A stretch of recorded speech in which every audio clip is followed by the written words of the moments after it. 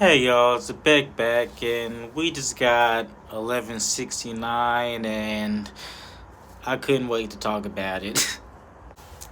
First, we gotta talk about the amazing cover spread with the Rocks Pirates and Strusen, freaky ass, and it's probably the best cover spread I haven't seen in a very long time. And Rox is just looking like he just looks like he's him. First, we see Gabon talking to Shanks and basically explained to him that Roger had a son, and it was Garp that told him. And for some reason, Garp didn't want to arrest Gabon at that point, or it didn't. It seems like they didn't have no conflict during that meeting. Shanks even recognizes Ace as his own brother, and I thought that was hella sweet, and it's honestly true. Like him and Bucky were raised by Roger in the Roger Pirates, and even though Ace wasn't around or even biologically related to Shanks, it blood really doesn't matter in this story. It is about the legacy that lives on. Shanks even thinks Ace can become next Pirate King, but Gabon thinks those with high expectations are bound to fail. It's usually when characters have high expectations for themselves and not anybody else. That's when they usually strive to me. We cut back to the castle, and the massacre has already started. Harold cuts down a guard that was trying to chain him down, and he's slowly losing himself, and he kind of reminisces about how far he's come and what the dream was at first, and he's starting to put it together that this was the plan the whole time. As soon as he became that government dog, he then pleads with the guards to end him, since there's absolutely no way of overcoming Emu. Just as Ja Rule and Loki arrive, they bear witness to Harold getting stabbed by the guards, and of course they're both shocked, but it does absolutely nothing, and Harold winds up his sword. It's one of the biggest wind-ups you'll ever see in the story.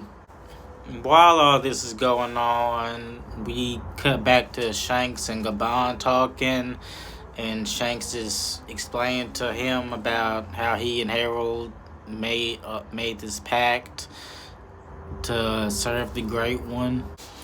And even though Shanks is under the Shallow Covenant, he still can't disobey any orders whenever he's in range. And we even see like a small scene of Harold and Shanks meeting after the first meeting, the meeting outside the Holy Land, and Harold finally recognizes Shanks as being the captain of the Red Hair Pirates. He then explains how Harold wants to get in a deeper contract and become a God Knight, but of course it comes with a cost. Even though you gain strength and freaking immortality and the pentagram to travel anywhere, really, you're basically just a puppet for Emu to take control of anytime they want, and there's absolutely nothing you can do about it. being disobedient is non-existent with Emu. Shanks even knows that they're not gonna honor Harold's agreement. That's basically because the God's Knights are full of greed, but that's mainly the greed of Emu, just wanting to be in control of everything. They then feel the clash between Loki and Harold, and Loki's even shocked that Harold's still standing after that many stab wounds, but him and Ja Rule are able to pin him down for just a moment. This gives Harold the chance to explain what's going on. He talks about how he was tricked into working with the world government, and even Loki's kind of stunned, like how the hell you get tricked. He wants Loki to tell the people of Elbaf what happened and what Harold has done. He doesn't care what or how people think of him or remember him as long as Elbaf is in good hands. And even this stuns Loki, because he's just shocked at how much he cares about his country and his people. He wants Loki to eat the treasured fruit and also take the throne. And like I said, he doesn't care how he's remembered. He just wants Elbaf to keep moving forward to that goal. And just as he's saying these last words, he gets fully taken over by Emu, and that's when the massacre continues. He cuts down hella guards, and one even gets his head stomped in. It's just very brutal. As Loki's running to get the fruit, Harold's not too far behind him, and even though Ja Rule is able to stab him, of course that does nothing, and then Harold stabs him in the head. Again, very, very brutal. And just as Ja Rule is pleading with Loki to get the fruit, and Ragnar, which is not the hammer he's been having, so I guess he replaces it with Ragnar. That's when Gaban and Shanks pull up and are able to cut down Harold just momentarily.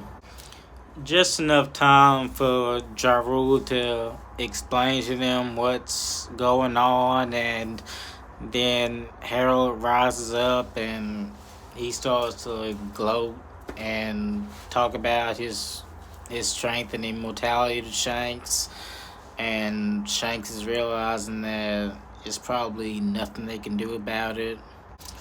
Loki then finds the room with the devil fruit and Ragnar, and before he can even lay a finger on it, it just swings uncontrollably and randomly. So I guess it's like Mjolnir from the MCU and Thor. It has a mind of its own.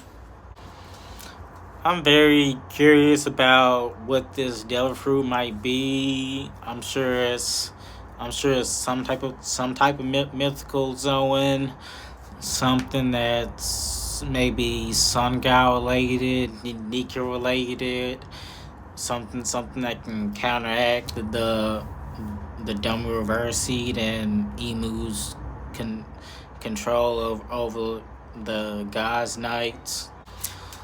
With Shanks being there to help stop Harold, it kind of raises the question as to why he had to take down Loki outside of Elbaf.